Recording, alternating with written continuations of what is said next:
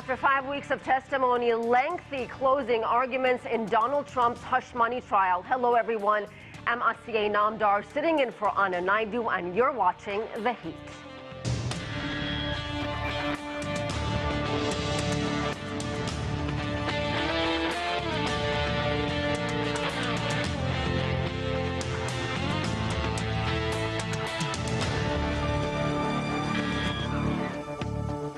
It is the first criminal case of its kind in the United States, a marathon day as defense lawyers and prosecutors make their final case to the jurors in Donald Trump's hush money trial. The former president is charged with 34 counts of falsifying business records in connection with 2016 hush money payment to an adult film actress. It marks the first time in history that a former U.S. president has been tried on criminal charges. CGTN Sally Patterson joins us from New York with more on the day's proceedings. Sally, I understand these closing arguments, are they still going on? Well, certainly a marathon day, as you say, Asiye. The closing arguments are still continuing on at 7 p.m. local time. This is certainly one of the longest days we've seen so far in Donald Trump's hush money trial. Usually the day tends to wrap up at around 3 or 4 p.m. local time, but this time the prosecution and defense are keen to get through their closing statements all in one chunk so that we can go to the moment that many of us have been waiting for, and that's jury deliberations. Now, just within the last few minutes, the prosecution asked the jury if they were good to keep going because it's been such a long day, and many of them nodded and some even smiled and agreed that they could continue. For the last few hours, we've been seeing the prosecution walk their way through the testimony that's come out over the past month and a half. What we're trying to see is a wrapping up of over 20 different witnesses' testimonies in just a matter of hours. That is no small task, but they're certainly trying their hardest. The prosecution is trying to pull out those key bits of information and then thread it all together to try and prove to the jury that Donald Trump is, in their eyes, guilty of the 34 felony counts that he's been charged with, namely falsifying business records ahead of the 2016 presidential election by allegedly paying money to Michael Cohen, his one-time fixer and lawyer, as a repaying that money that he paid to porn star Stormy Daniels to try and keep her quiet about an affair she said she had with Trump a decade before. Trump has always denied any sexual relation between the two of them. Now, what we're seeing from the prosecution now is picking up those key threads of information, reminding the jury about those documents and bits of records that they've seen over the past few weeks, jogging their memory and trying to prove that they are the ones who are in the right. Earlier, we heard from the defense. They got to go first, as is the case under New York law, and they said that Donald Trump is innocent. In fact, they said the prosecution had no case and had not managed to build up enough evidence to sway the jury. That's what they were trying to stress. We heard in depth from Donald Trump's lawyer, Todd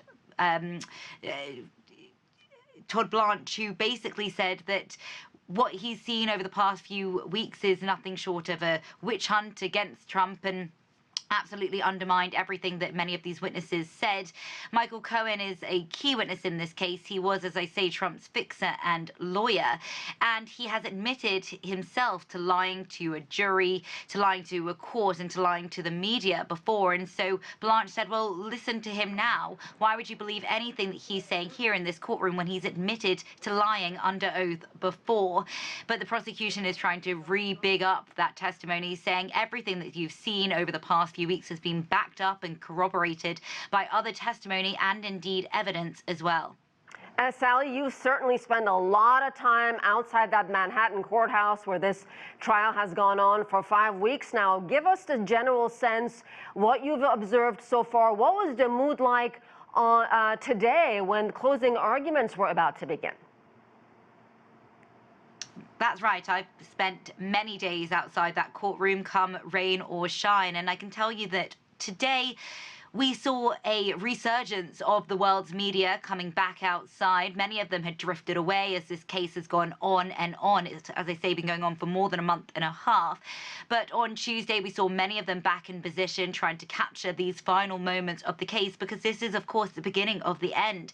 The jury could go out for deliberation as soon as tomorrow, and we could see a verdict, in theory, over the next few days. Now, we also saw many of Donald Trump's supporters back in the park, which looks onto the court, many of them with flags, shouting, chanting, really trying to gather up momentum and trying to show that the former president and, of course, the presidential nominee, the likely nominee, continues to have the support of the country. Now, last week I was also at a rally for Donald Trump up in the Bronx, a borough in New York City, which is traditionally Hispanic and has a large black community, traditionally a lower income area as well. And thousands of people showed up to show their support for Donald Trump. Many of them are frustrated at the economic direction of the United States under President Joe Biden, and many of them are also frustrated with the situation on the borders. The U.S. continues to see an influx of migrants coming in through the borders every day. Many of them that I spoke to at this rally say they want American resources to be used on people who've been here for decades and not those who've only been here for a few days. Many of those migrants end up here in New York City, and some people feel a sense of resentment towards them. And they think Donald Trump could be the one to come in and implement much stronger border policies as well. I will also reiterate that Donald Trump, within this court case, has continued to maintain his innocence. He says that this is a political witch hunt by his opponents to try and keep him out of the White House. He's pleaded not guilty to 34 felony counts. Asier? Sally Patterson, thank you so much. Well, to continue our conversation, let's bring in our panel. Joining us from Miami is Jadan Horyn. He's a political analyst out of Dover. Donyale Hall is a Republican candidate for Congress in Delaware. Here in Washington, Douglas Sloan is principal at the National Capital Strategy Group. And from Florida, we have Jeffrey Swartz, a professor at Cooley Law School. Jeffrey, I have to begin with you, regardless of what happens. The fact that these closing arguments have gone on for hours now, is that a mistake on the prosecution's part to keep talking for more than 4 hours? These jurors must be exhausted. A case like this type of long closing argument really isn't unheard of. A case that lasts 5 or 6 weeks sometimes calls for it. There's also the adage that I learned when I was a criminal defense lawyer at one point, and that was no souls are saved after 20 minutes, and yet Mr. Blanche went on for about 3 hours. So, I think the jury probably has had about as much of this as they can take. I think that they pretty much know the evidence, but it was necessary after some of the things that Mr. Blanche said for the government to get up there and for the state to say exactly what they had, and that was, Michael Cohen is not on trial here. And in fact, you don't need Michael Cohen to find the defendant guilty. They keep referring to Mr. Trump as the defendant, appropriately so. So at this point, he's just trying to tie everything up and show how everything has in fact been corroborated over and over again, and making it clear to them that this is neither a case about sex, nor is it a case about Michael Cohen. It's a case about Donald Trump, and it's about the things that he did, and trying to show that those things add up to a crime. That's what the state's trying to prove now. I still think that it's close. It's a close question, and I think the two jurors who are lawyers who were on this jury are probably going to carry the day one way or the other. So, Jadan, let me turn to you. How credible was Michael Cohen as prosecution's star witness? The defense tried to paint him as a liar who cannot be trusted. I think this is a really good question. How credible is someone who... I think we're having some connections with Jadan, so let me turn to Donyale or even Douglas, but let's go to Donyale first. How credible was Michael Cohen, in your opinion, as prosecution star witness? As I mentioned, the defense tried repeatedly to poke holes in his testimony, painting him as someone who's just simply not trustworthy or honest. Well, I think that certainly, the media has had a slant and a bias where all things are concerned. And depending on where you're sitting in your vantage point, I can see it going either which way. And of course, the goal is to make sure that he is looking as guilty as possible. So I can understand that the point of view there is just that. Jadan, do we have you back? Do you want to add anything to that? Because we got interrupted. Okay, let me move on to Douglas. Outside the courthouse, Hollywood actor Robert De Niro and a Biden supporter gave this ominous message to voters. Let's take a listen, and I have a question for you, Douglas. I don't mean to scare you. No, wait, maybe I do mean to scare you. If Trump returns to the White House, you can kiss these freedoms goodbye that we all take for granted. And elections, forget about it. That's over. That's done. If he gets in, I can tell you right now, he will never leave. He will never leave. You know that. He will never leave. Douglas, let me just tell you what the Trump campaign had to say. I'm going to read what they said. They called the Oscar-winning De Niro a washed-up actor, said the news conference was a desperate, pathetic attempt that proved Trump's argument that cases against the former president are a political witch hunt. So my question to you is, capitalizing on people's fears and presenting Trump as a threat to their way of life, like Robert De Niro did, is that an effective strategy for Biden and his team? I believe it is. And I think it works out great for Joe Biden and his team that Robert De Niro has effectively come out as a surrogate for him in that regard and seized the moment in front of the cameras, in front of the courthouse, to just really say a lot of things that Joe Biden, quite frankly, wouldn't be able to say in a manner that Joe Biden wouldn't be able to say them. And for Trump's team to say that Robert De Niro is a washed-up actor, yeah, they said that, a washed-up actor, greatest actors of all time. And he's still doing movies. I think he just did, what was the movie about Native Americans, Under the Flower Moon? He just completed that movie last year. And all right, he's not the point here. My point is the overall message and the strategy of the Democrats. I mean, the I hate to use the word fear-mongering because Robert De Niro makes a really good point. It's what the Democrats have been saying all along, that Trump is threatening our liberties, our way of life, if he is reelected again. Let me go to Jadan because we lost Jadan. Jadan, your take on not just Robert De Niro, but they also brought former police officers who were there on the steps of the Capitol during the January 6th riot, and they delivered the same type of message. Is that effective? And why wait till now, the final day of the trial, or if you will, closing arguments, to bring out the big guns? I mean, historian Ken Burns also came out and said that, I believe for commencement at Brandeis, to warn about the danger to democracy that Donald Trump poses.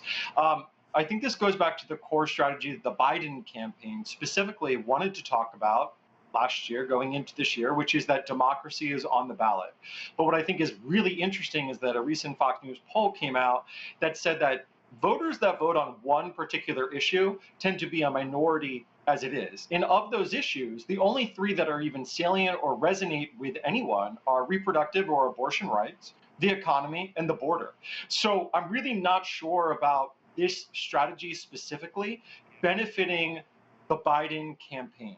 It seems to be something that they've wanted to do, and this campaign seems to be on autopilot. They stayed on autopilot with, Bidenomics, even though that didn't resonate with voters. And then they're staying on autopilot with this strategy.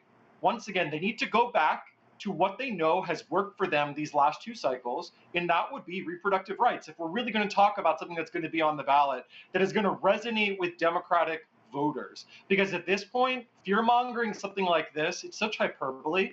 the fact of the matter is it would just not happen in the United States. It just wouldn't happen. So the fact that we have an actor saying that, yes, it's news, but the fact that the Democrats are running on this and making this their core messaging point, fear is not the proper motivator to inspire people to action. A hope for a better tomorrow, that's a better angle for Democrats. I want to go back to Trump's trial as well. Regardless of what happens, as I mentioned earlier, this is historic. This has never happened in the history of the United States, that a former or current president is facing criminal charges and is sitting in a courtroom on trial. Let me go to Jeffrey. What impact do you think all of this will have on the November presidential election? 4 criminal indictments. What we're seeing in that courtroom in Manhattan is just one of them. 88 felony charges. At the end of the day, Jeffrey, will any of this matter to Trump's base, to people who plan to vote for him? Well, I'm more of a legal expert than I am politics, but I can say this. I think that there's no thought process in my mind, and over my 75 years, that any convicted felon could ever serve as president of the United States. There's just something about the fact that if you are a convicted felon, people look at you and should accept that you are, in fact, a crook. And we had this many years ago with Richard Nixon. I think we are where we are right now because Jerry Ford, when he became president, pardoned Richard Nixon. Instead of letting him be indicted, let him enter a plea or go to trial, and if convicted, pardon him at that point. However, I do want to point out something that people don't talk about for the most part, and that is the president is an Article II elected official of the United States. There are 2 of those officials. The other one is the vice president of the United States. He's elected, or she is elected, the same way that the president is. We had a vice president who served Richard Nixon, but resigned before that, who was indicted, was arraigned, pled guilty in federal court, was sentenced, all while he was still vice president of the United States, and then resigned as part of his plea bargain. That guy's name was Spiro Agnew. People don't talk about the fact that we do have a precedent that an Article II official can in fact be charged, convicted as vice president or an Article II official, and then forced to resign as a result of that. And I think that we just don't look at it the way that it should be. There are several presidents in my lifetime who probably should have been indicted once they left office. But because of what Jerry Ford did with Richard Nixon, it hasn't happened.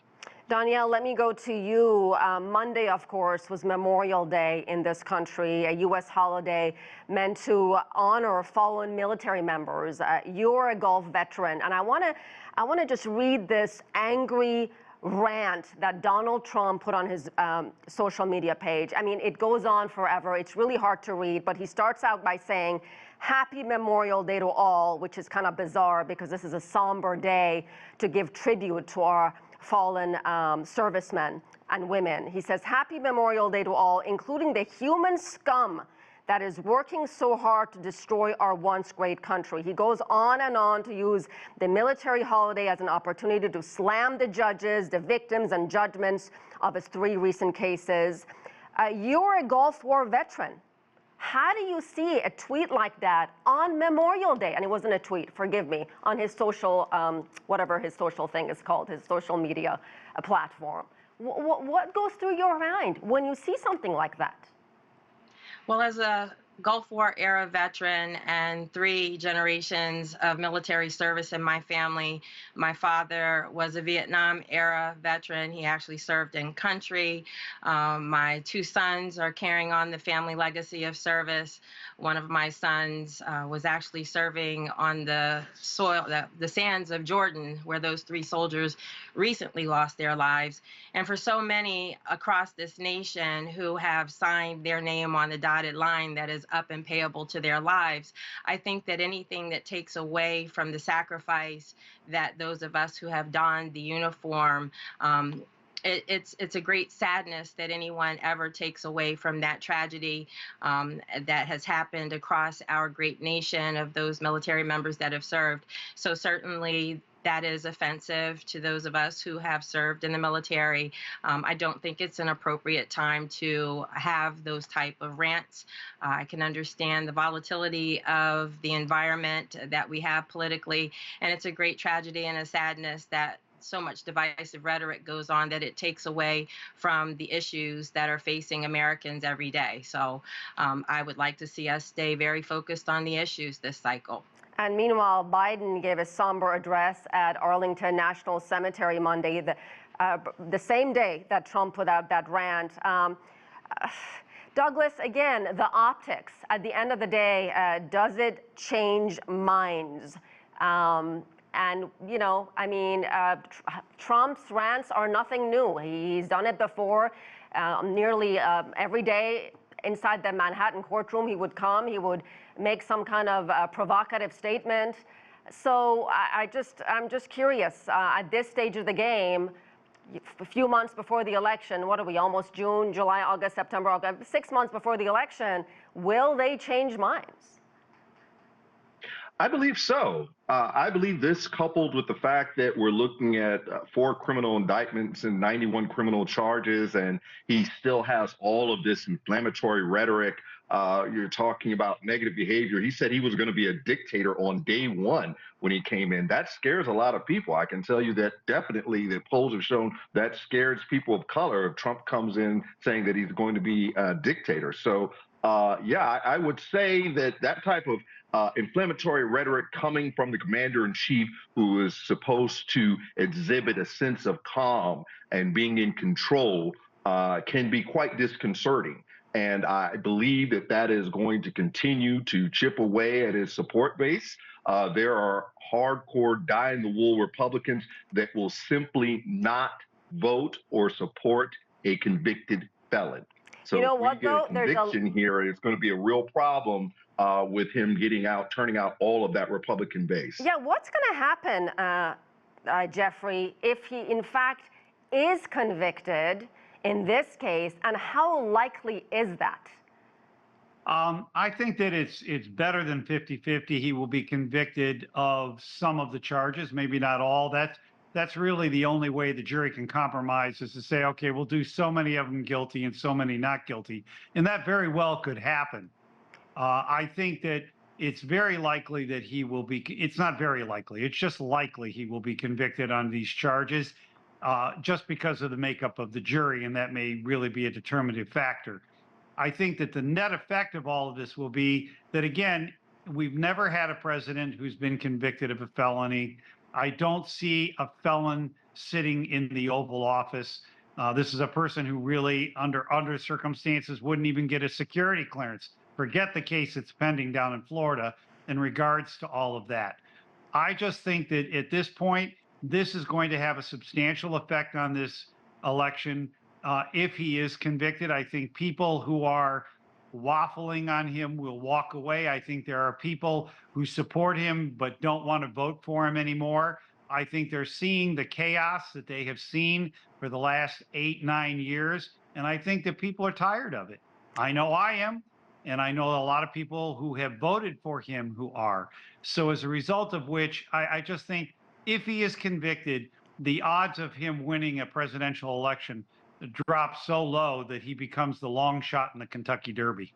Jadan, there's a lot of speculation that Biden could lose the key state of Michigan because of his support for Israel and the nightmare that's unfolding in Gaza. A lot of young progressive voters who supported Biden last time say they're not going to this time. How much of a problem is that for Biden and trying to get that the vote from the younger generation who had, they supported him last time around? Yeah, I mean, this is really interesting. The Democrats historically have done much better with young people since the 1990s. And in this election, this is the first time where it appears that young people are less likely or not likely at all to be motivated to turn out for Joe Biden. In the case of Michigan, it is particularly unique, given that there is a large amount of voters in the Democratic base that exist in Dearborn and surrounding suburbs who have very strong feelings on the conflict in Gaza, and that could make their voices heard by voting likely third party or not at all. And that may affect Biden in one state, but it is not going to be in every swing state. So, the Biden campaign is, of course, looking for, countermeasures in other states. They're shoring up, their campaign operations in Pennsylvania. They're looking at potentially expanding the map with Florida. And whether or not those are things that are head fakes or not, what we do know is that at any given time, the state of the race can change. And if Donald Trump ultimately is convicted and goes to jail, I think, there's a lot of hope in Democratic circles. There's a lot of hope in the left. There's a lot of hope in the media that somehow that will be the thing that finally is the nail in the coffin. But again, what we know is that the American people have already made a decision on both of these presidents, and they already know who they are and what their character are. Really, the question is on the margins. It's on these little issues, and it's also on how they're feeling at any particular time about the economy. Donyale, how big of an issue is the economy? The economy here in the president's home state of Delaware is in shambles. We are actually among the lowest in the nations for our GDP. People are frustrated. I'm talking to voters all across the state who are wanting to know what we're going to do in Washington to make gas affordable or the grocery bill affordable, or how they're going to be able to keep their lights on and provide for their children's needs. And it's a real sticking point, those kitchen table issues this election cycle. So the inflation issue is definitely on the ballot this year. And this is a question for all of you. What will we see after jury deliberations? Is it going to be a guilty verdict, or is Donald Trump going to be acquitted? Let's start with Douglas. I believe it will be a guilty verdict. And, that negative energy really motivates people to vote. So that will affect Trump at the polls. Jadan? Guilty verdict, but I think it benefits President Trump. Donyale? I think that from the trends in the polls, that even if it's a guilty verdict, that suppresses about 25% of Republican voters. And even with a guilty, it's, I think, about 60% in the independents. But overall, he still has a robust campaign effort in 2024. So regardless the outcome, it's still going to be some very tight margins. And Jeffrey, finally to you, our legal expert. What is your take? My attitude is that it's more likely than not that it will be a guilty verdict. It's certainly, at worst for the state, will be a hung jury, and I'm sure that they will retry the case if that's the matter. It doesn't, to me, other than a guilty verdict, it doesn't affect the election. But I think a guilty verdict will affect the base. I think there's a base of his that will abandon him. I think independents will flock to someone who is not a convicted felon. All right, we'll have to leave it there. We appreciate all of you being on the program. I'm Asiye Namdar in Washington. Thank you for watching another edition of The Heat.